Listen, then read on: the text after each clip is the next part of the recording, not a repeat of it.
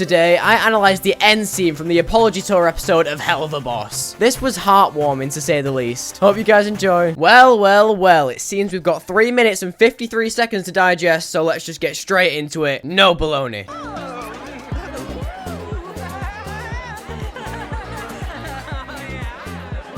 So by this point, we're aware that he's just had that conversation with Stolas, the drunken one, the drunken version of Stolas. And obviously he's already not happy, since that other demon interrupted their, might I say, really important conversation to ask Stolas to dance, which he looks at Blitz, and his drunken ass just decides to go along with it. So he's already taken that kick, but he sees Verosika, and he's like, here's my chance, she's on her own. I don't want to do it because of what just happened, but I kinda have to, because she's the last one on the list, and also, she's probably one of the most important people out of anyone else on the Apology Tour, apart from Stolas, obviously. So Blitz doesn't want to do it, he's quite hesitant, because we know how he is. But he decides, here's my chance, let's just go.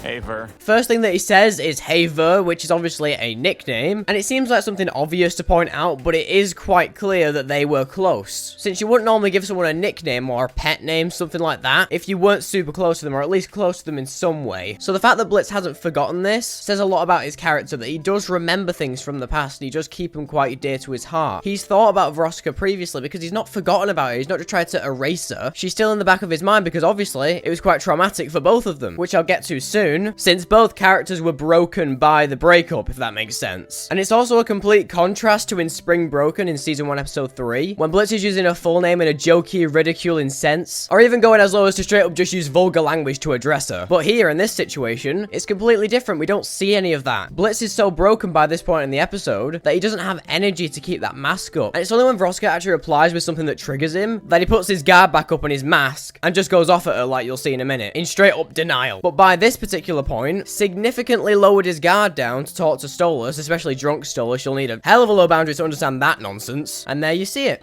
So, an apology tour, huh?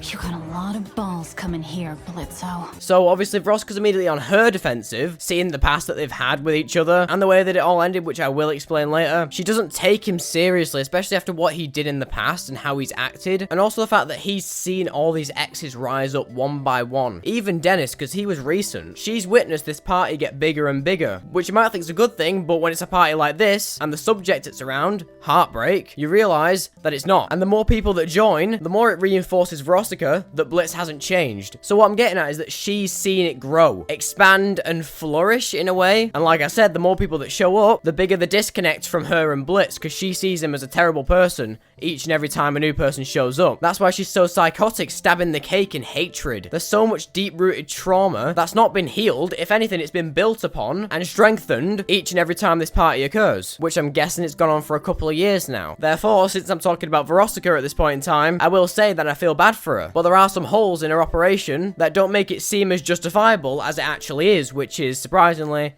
less than it's shown to be. Yeah, I know. Everyone here hates me. Yep. See Blitz's face, he smiles then and looks at her, and then as he's saying it, he just drops a little bit more and looks back down at presumably Stolas. I'm guessing it is him, since he's keeping a close eye on him dancing, and it's only when he looks away to talk to Ver. Am I allowed to say that? Ver? I don't know. I'm just gonna say it because it's quicker. That he then misses the big moment, or just catches it as Ver notices. Okay, the more I say Ver in a sentence, the less it makes sense, because it kind of blends in with the rest of the words in the sentence. I'll mix it up. Hopefully you know what I'm talking about. And if you look at Verosika, she's trying to play it off cool, like she's not affected. If you think about it, when we see Verosika in a minute, the camera angle is at a side profile. That's presumably what Blitz sees right now. Obviously, the scene direction and the camera for us is different. We can see her actual emotions and facial expressions, but Blitz can only see it from the side. It's as if she's trying to hide it from him. Because personally, this is how I interpret it. When she growls and gets angry, her facial expressions curve more towards the left, where Blitz can't see, because she doesn't want to show him that she's affected, so she's doing it all on one side. She's getting angry where he can't see that blind spot. That's how I interpret it anyway, because it's just a kind of cool thing that if you pick up on and you interpret it like that, it just makes the scene even better in my opinion. That's the point. dumbass. See how she's so quick to judge? Like, she immediately turns around and is like, dumbass. Not interested in hearing what he has to say because she thinks that immediately he's just gonna outburst and take the piss out of her. Which he does, don't get me wrong, but it's still wrong to assume. In my personal opinion, you should always be the best version of yourself, even if you don't like a person, because there's always a chance that they've changed. Obviously, we know Blitz hasn't fully yet. He's trying to and he wants to, which he says in a minute, but he just needs that wake-up call, and he's not had that yet. This party, really, is the best thing for him. It's good that he snuck in, because he notices all these little things. And you might be wondering, hey, Cryptid, the scene's only 2.5 minutes long. Why does the video file go up to 3 minutes 25 seconds? That's because I've added the last bit where he's walking out and looking around at the party, because in my opinion, there's a lot of symbolism and impact there that people don't mention. There's also Verosika's song in the background, which we can listen to at the same time. So that's your explanation. Let's just get on with the scene that's in the title. So what, you're waiting for your sorry? Oh, fuck you, you little prick. Well, I'm sorry for always telling it like it is, sister. Rightfully so, she's mad. I feel like that's a given. That seems legal to me. Like I said, she has these expectations of what he's going to be like, which, though are flawed, we can see where they come from. The amount of shared experiences, especially recent, of Blitz, she's bound to keep that grudge for longer and longer every time, like I said. Though there is also another reason why she's so affected by this, and it does tie into their relationship previously, which I'll get to in a minute, which I'm so excited to get to. Let's just go.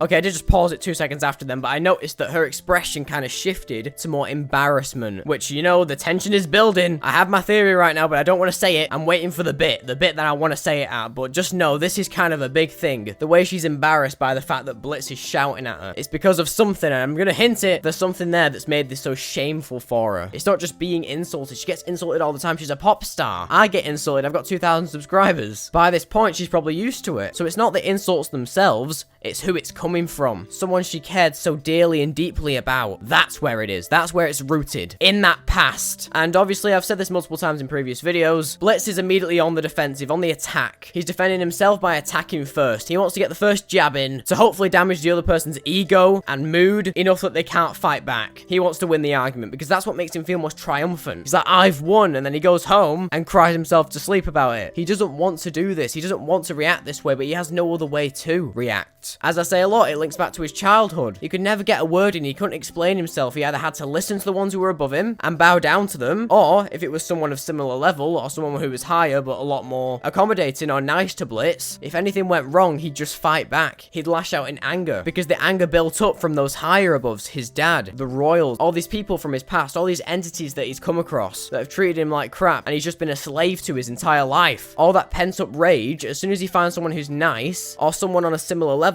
such as another imp, immediately if there's something that he doesn't like, he'll take out his rage on that being, try and belittle them into irrelevance, as if he wants to just get rid of them through insults. He's pushing everyone away, and obviously, his ego, the mask that he puts on, sees himself as above Verosika. But when he goes home, and he's on his own, that mask is gone, it's just him and his thoughts. He's jealous of Verosika because she can do all these things. She can be happy. She can grow from the past. And even though she does keep these grudges that are a big character flaw for her personally, she's still doing better than Blitz. She is, really. She can think logical in tense situations. She takes a deep breath or a smoke or whatever she does in a minute and just tries to explain things as calmly as possible. Obviously, she gets a bit tensed up when it comes to the things that really affect her and the things that she still remembers on a regular basis. But most of the time, she can try and keep her composure, which is great for her because she's doing very well. And obviously, she's not a main character like Blitz, so I don't need to tell her that she's doing great, and she's fictional, but hey, who cares? I'm here, I'll say what I want. I'm proud of Verosika, despite the fact that we've only seen her 3 times. The amount of confidence that she has that's genuine confidence. Inner confidence, not outer confidence. Confidence within herself. She's confident in her own being.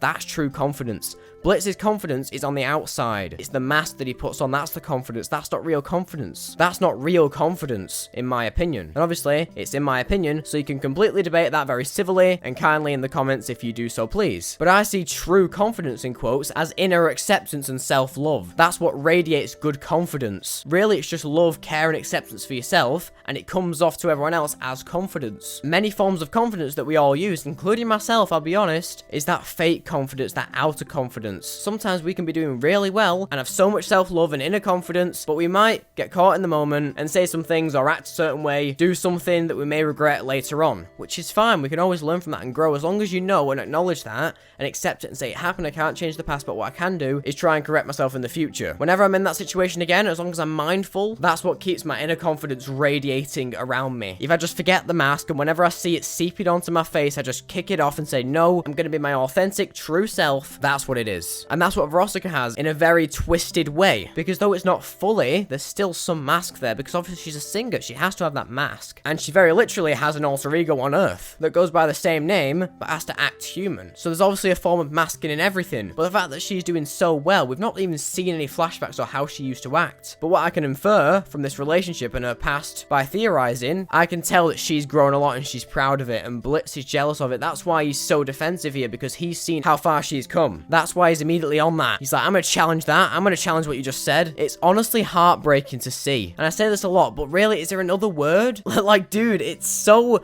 good and well orchestrated, and the way they've written these characters is honestly one of the best things I've ever seen. Yet it's still so incredibly saddening and depressing to see these characters in such a way. Even though I've just ranted about all the positives, to see Blitz in this situation is really upsetting, but we can look at the positive light of it and say that he is looking to change, which is great for him. I'm just being honest. I'm sorry for dumping you. Sorry for not falling head over heels for you. Or look at her face. She's so upset about this because Blitz is hitting that spot, scratching that unpleasant itch, peeling that scab that's trying to heal, attempting to bring things back, things that he knows in that moment will affect her because she is so upset by it, which I'll get to why in a minute. I'm really leading you on here, aren't I? I'm sorry, but it just has to be the right moment when we've got all that info. And I do feel for both characters. And if you look at my other analysis, you can see why, because I talk a lot about Blitz on those other ones, whereas this video is more Verosika focused, so I'm going to focus more on her. But still, Blitz, there's a lot going on with him right now. What an excellent show. Why is it so good? that guy, or fucking Dennis, or anyone at this stupid fucking party.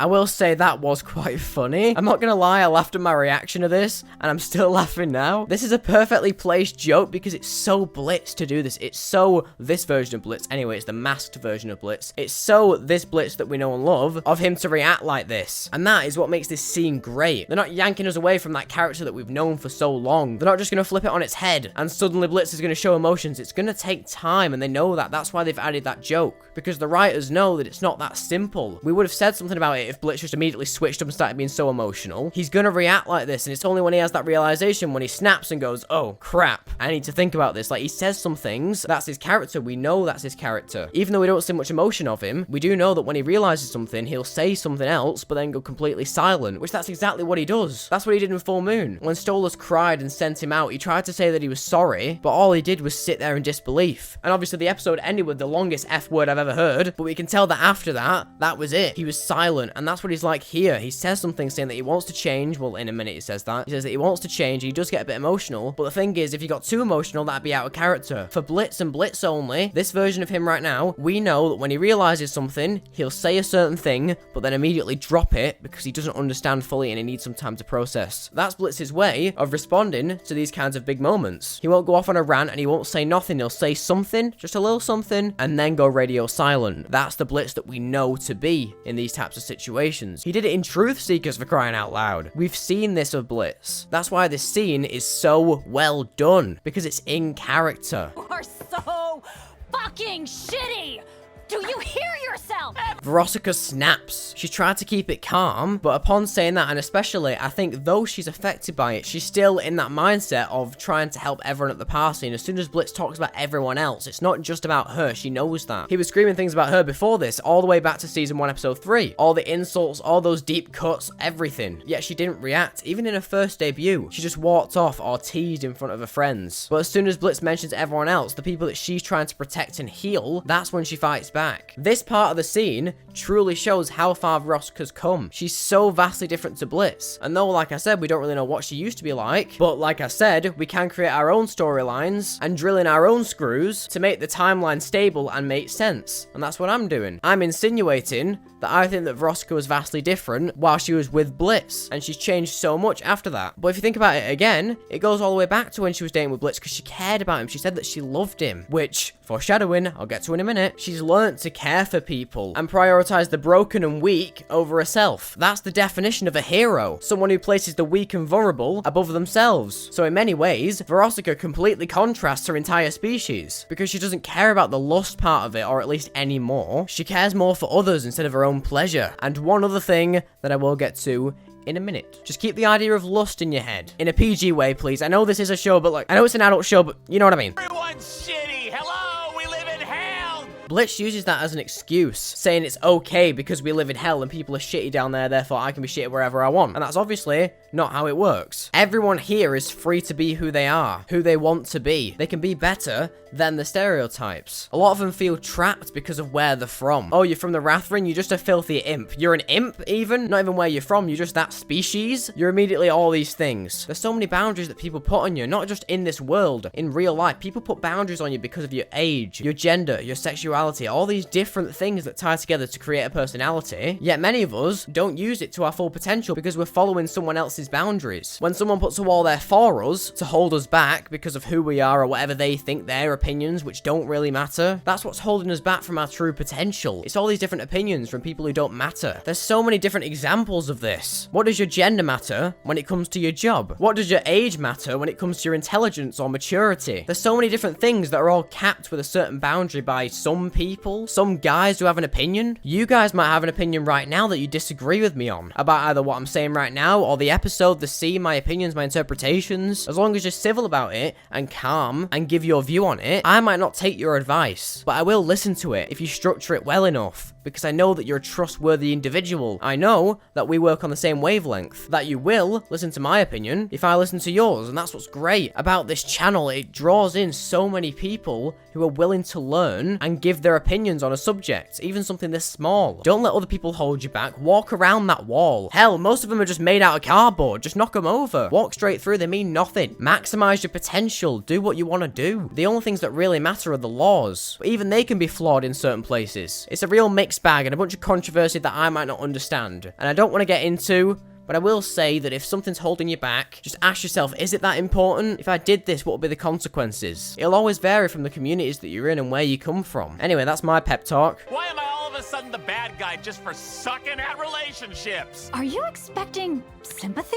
We can see there that Verosika chucks away that cigarette, that coping mechanism, that thing that's keeping her calm. That's what smoking is widely used for, to calm people down. She doesn't have a drink to fall back to. The only thing she had was that cigarette that would have calmed her down. Or rather, it would, in her mind, calm her down. And the fact that that's gone, flicked away like nothing, she's given up hiding from it. It's right here. Blitz is here right in front of her. She's going to say what she wants to say and express how she actually feels about it. Turning off that filter, being honest. She says in a minute that it was embarrassing for her. She opens up and gives that, even though Blitz doesn't really deserve it. In her eyes, at least. Blitz doesn't matter. To her, Blitz knowing how she feels doesn't matter because it's not like they're together, they're not friends, but she wants him to grow. She's attempting to give him that chance that no one else was going to give him before. She still cares for him, obviously, because she throws this entire party. Even Stolas says this. She wants what's best for him, and she knows that it's so hard for him to do. She might not know about his past because he would have hidden it deep-rooted, but she does have a hunch because she knows that there's a chance, and there always is.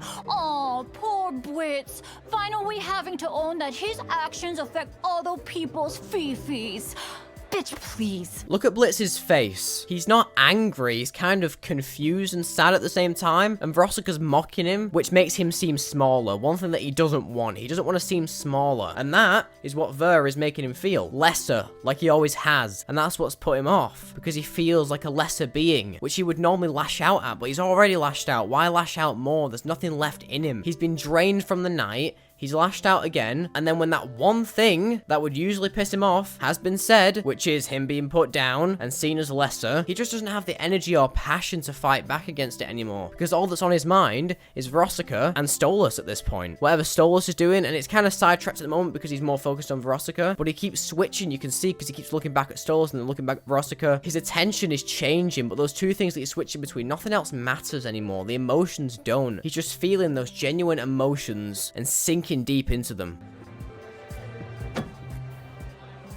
How do you think I felt when the fun guy I was dating decided to just bail on me because I made the shitty mistake of saying I love... There it is. What can I say? The honest truth is that it seems Blitz was the only person that she ever opened up to and said that she loved. She loved him. That's a strong word, just like hate is. Hate and love are both strong words. And she used love. How powerful is that? And here is where the connotation comes in. The thing that I've been leading up to this entire time, what species is Verosika? She's a succubus. What are succubus supposed to do? Like I said, hold on to lust. They are beings filled with lust. That's all they're there for. But the fact that she found feelings and she disconnected from her own being, her own stereotype, she maximized her personality, pushed past those boundaries set upon them. Their own species, how they were wired. That's like a robot going rogue. She's pushed past those boundaries and learned how to be better.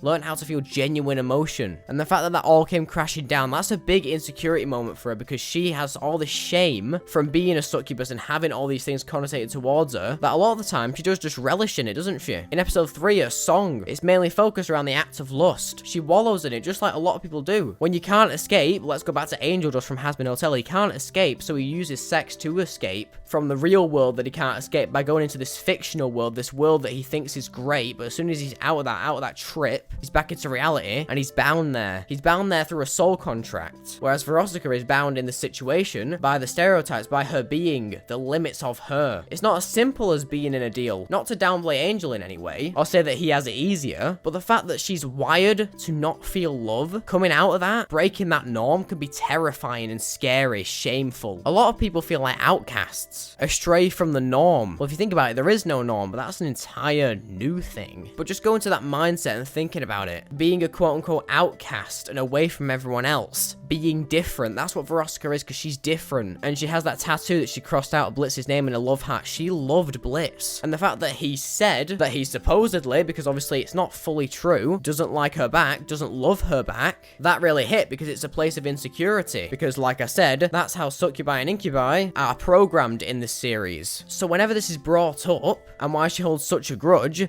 is because she opened up and went far beyond the expectation of what she was supposed to be, and to see that that all came crashing down in an instant with Blitz's simple phrase of no. Or it could have been even worse. He might have screamed at her like he does and lashed out, we don't know. But really, if you think about it, that's not really worse. A simple no is a lot more impactful than a scream and shout, but either way it hurt her. Doesn't matter how it played out, because she's held on to this. And maybe that's why Blitz wanted to date her in the first place, because he was under the impression that not only was he himself was an imp and had no real chance because of the stereotype that they're all dirty and weak and all these different things and just slaves. He thought, I'd have no chance with a succubi, there's no way this will last. There's also the thought that, like I said, they are said to be purely sexual and full of lust. No love allowed. That's what Blitz would have thought at the time. That's why, one of the reasons possibly why, he dated her, because he didn't think it'd last long. It'd just be a bit of a thrill, for one, and for two, nothing would come of it, because that is how the world around him stereotyped those specific species. A big conglomerate mess of a bunch of different factors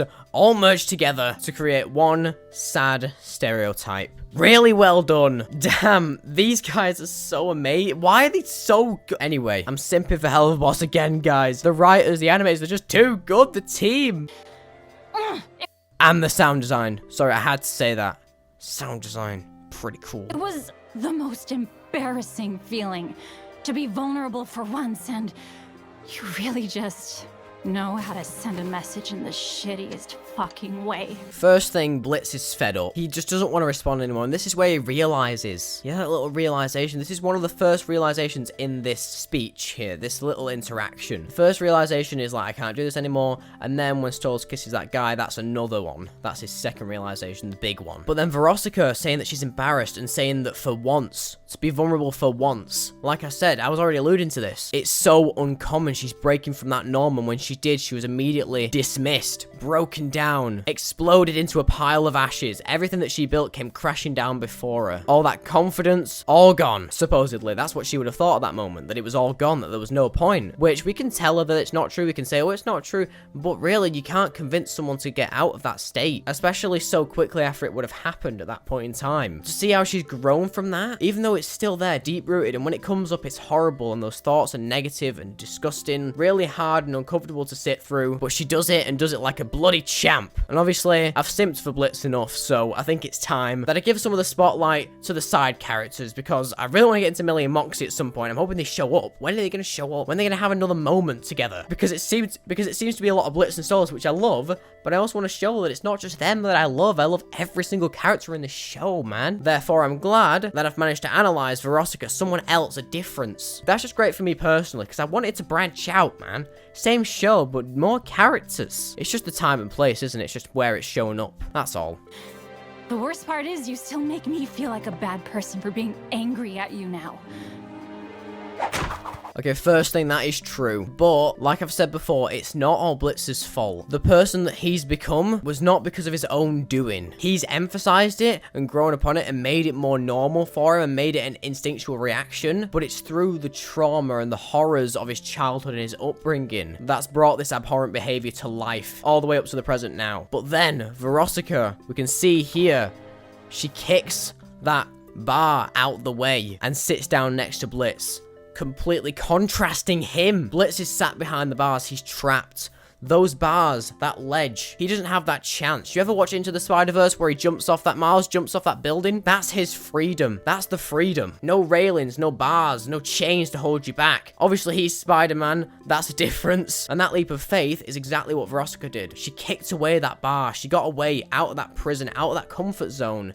And like I've said before, expanded that comfort zone from beyond the bars, beyond the prison. Right now, Blitz is stuck in many ways. He's stuck with his relationships, his life, the person that he is. He's not changing. Though he's trying, he's still coming across as this awful person that everyone views as bad. But now he's given up and he's just settling behind there. And behind those bars are his comfort zone. But Verosika was in the same spot. Don't worry about that, dude. She was there with you. She just managed to evolve from that. She kicked away that bar. She let the horrors in. The horrors of the outside world. Blitz hides behind that, hides in that cage, because when he's in that cage, he's safe. The cage symbolizes the person that he is now, and what's beyond it is the person that he can become. And where is Stolas? He's beyond that. He's outside the cage. He's down there, off the ledge. That leap of faith, that's what this symbolizes. Verosika kicks away those bars, lets the horrors in, and accepts all those horrors and gets through it, and it must have been really hard for her and uncomfortable for her, but look at her now. She can sit there. She can sit there and comfortably say that she can sit behind the bars, in between, or outside. There's nothing of worry. If she wants to stay back there, she can. If she wants to dip her feet in to the other side, to outside of that cage, she can. But most of all, if she wants to, she could drop down from that ledge, catch herself safely, obviously, and go party with everyone else. But as we can see, Blitz can't, and that's really unfortunate. But hosting this party for everyone else you've dicked over, at least I can help others cope with the shit you did.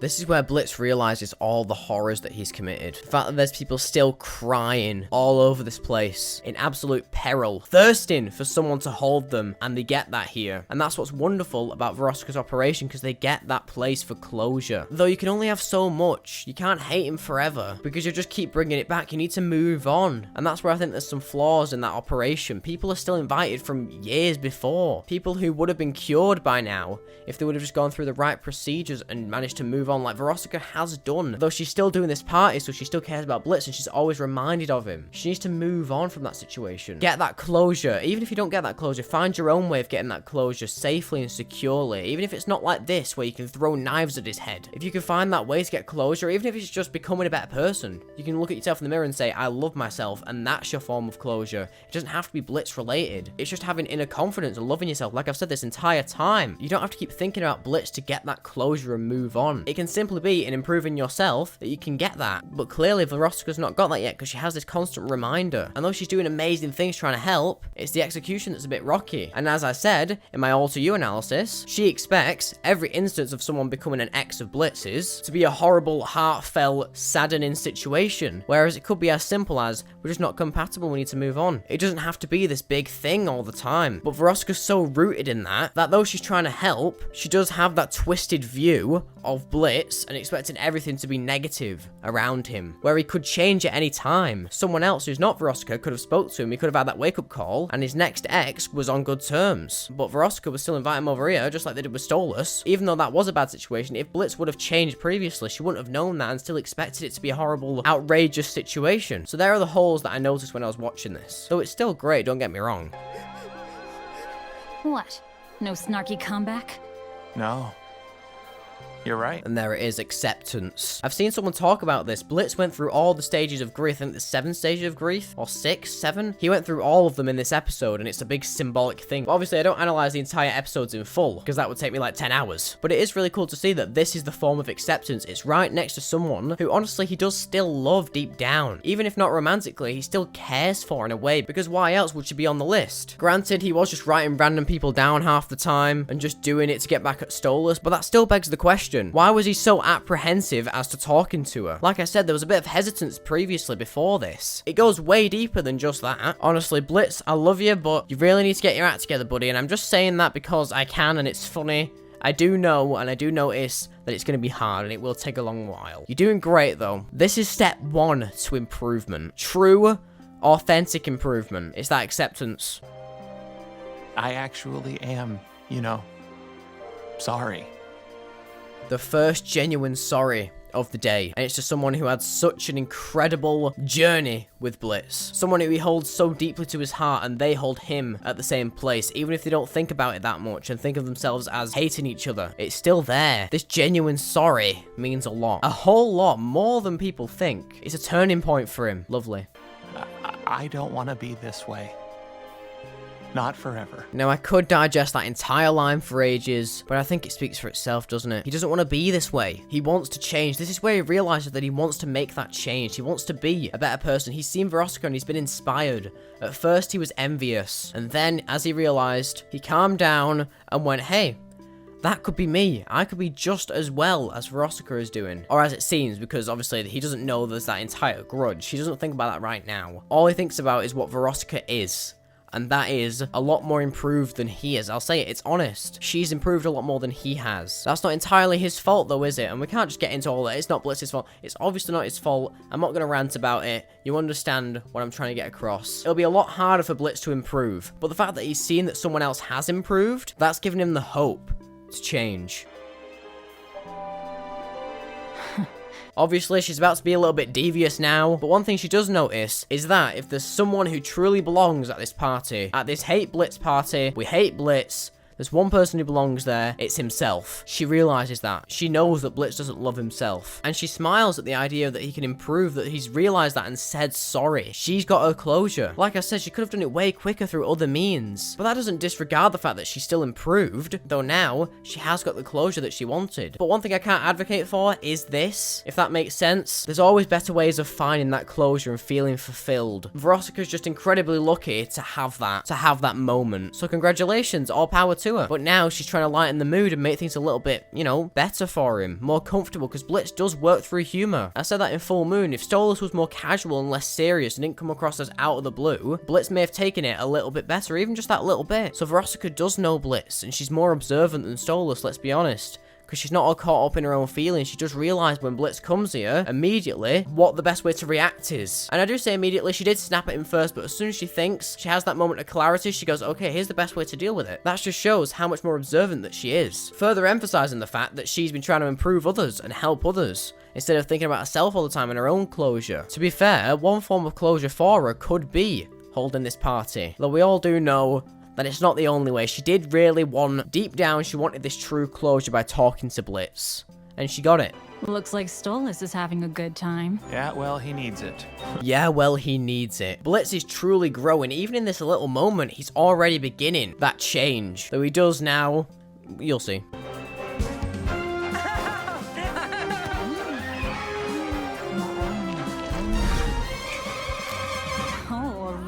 Good time. And obviously Verosika's trying to lighten it with the humor, but yeah, Blitz is very affected by this, so it would have probably worked if it was just them two, but because of the situation, you tried Ver, but it didn't truly work, unfortunately. Oh, that bird-stealing cockback! He's immediately on the rage again, but then obviously Verosika jumps in here and says, hold it, Blitz. You know, if you want to change, it just starts with saying, good for him. Hope he gets laid.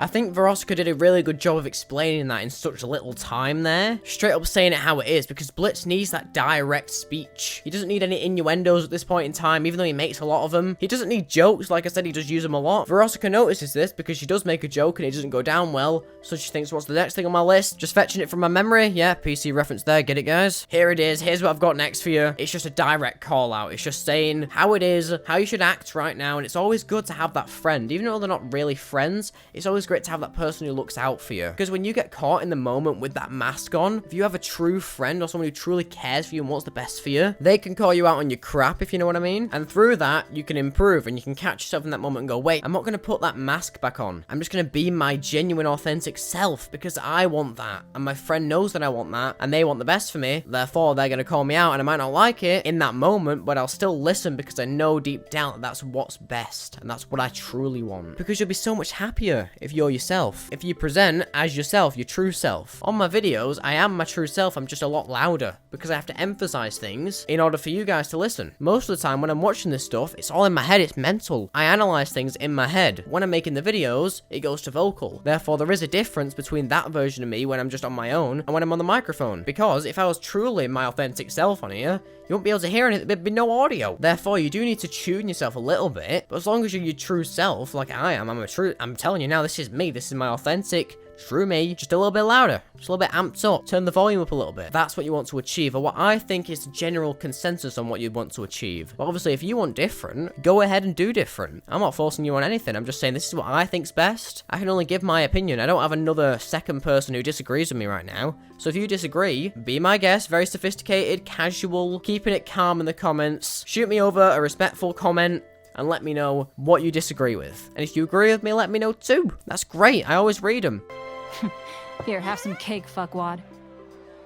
Gives him the cake, and guess what? It's a heart. Ain't that nice? It's the heart with the fork in, which I guess could mean something, broken heart or something like that, but I'm just not smart enough to pick it up. Though it is symbolic that Verosika's given the heart, because really, in a sense, she's just given her heart to Blitz. Not in a romantic way. What I'm getting at is that she's opened up to him, and through her heart come her words. Instead of thinking from her head, which she does do a little bit of when she has to switch the conversation a bit, but most of the time when she's venting, it's coming all from the heart. And it's only when she's talking to Blitz about Blitz does she use her head. When she's expressing her point and how she feels, she's talking through her heart. She's talking through her heart. Genuine through her heart. But when she's talking about Blitz, when she's saying something to him, she's using her head, since that is where all of the visual and body language cues come from. Obviously, your heart's not like a brain. It's not got a memory. That's just where the feelings are in a spiritual sense. So, to summarize, she thinks with her head when she's talking about Blitz to Blitz, or trying to calm him down, or trying to be smart about things. But when she's speaking about herself and her own experiences, straight from the heart, baby. Absolutely. Everyone who works on the show, whoever was in part of this scene, just the show in general, but this scene that I'm analyzing right now, you guys are absolutely phenomenal. You should pat yourself on the back. Honestly, this stuff is amazing. I've never seen anything like it. People who have so much love for a show. It's amazing.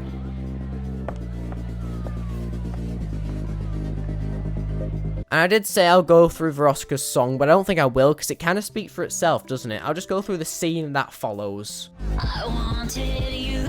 Blitz is covering his face. He's done that this entire episode, but now he feels even more shameful. He's got it covered even more because he just doesn't want to be seen right now because he's so ashamed of himself. But really, it's probably the best thing to be ashamed of who you are. It's horrible. If you can look at that in a positive sense and say, I'm ashamed of this person that I am. But on the good hand, it's not I'm going to be ashamed and I'm going to cry. It's I'm ashamed of who I am right now and where I'm at. Therefore, I'm going to use that as a driving force to change. That's how you should look at it, because it's not a negative thing to be embarrassed of yourself. In certain situations, when it comes down to you, it's the most important thing. It's acceptance. And if you simply can't get that embarrassment away from you, and you can't think without that embarrassment coming to mind, take it on board and view it positively. There are certain situations in life where you'll have no embarrassment, but you will still want to change, and you'll know that you're a piece of crap, so you just accept it and you build on it. Sometimes you will feel embarrassed of who you are, and that embarrassment won't go away. It'll always fluctuate. So whether there is embarrassment or there isn't, always just let it on board, accept it. Acceptance is the first way, the first step to improvement. So now I'm drawing circles in the sand, trying to understand how you do the things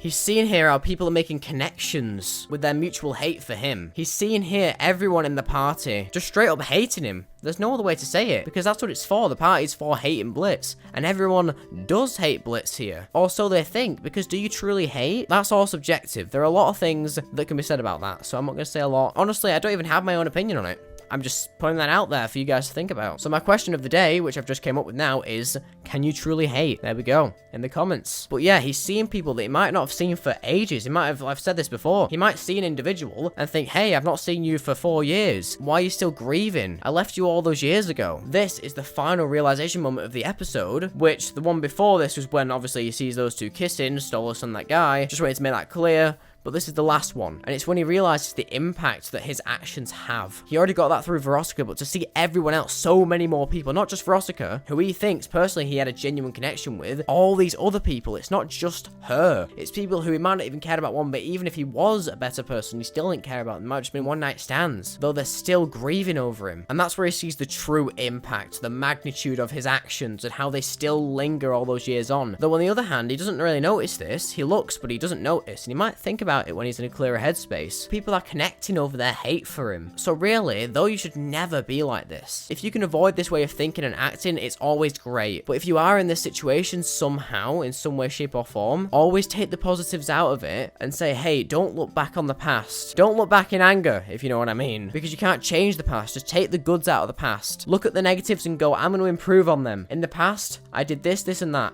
I never want to do that again. I don't want that to happen again. At least not by my own doing. So I'm going to improve on that in the present for the future. But other than that, look back on those days and think, hey, I did do some good things. Even if it was indirect, people still made connection. So there's the good that you can take out of it, Blitz. It's not always bad, though you do still need to change. Just know that you're not the worst thing. There's still hope.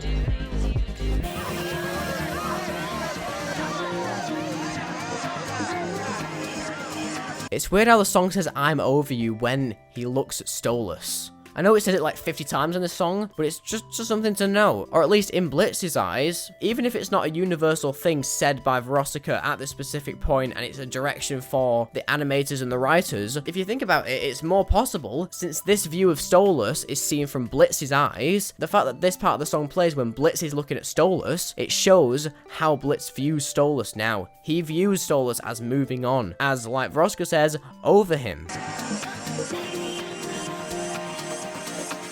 Squints. Ready to cry, honestly. It's really upsetting for him because he is trying hard. Yeah, he walks out in sorrow and gets in his car, and what does he do? He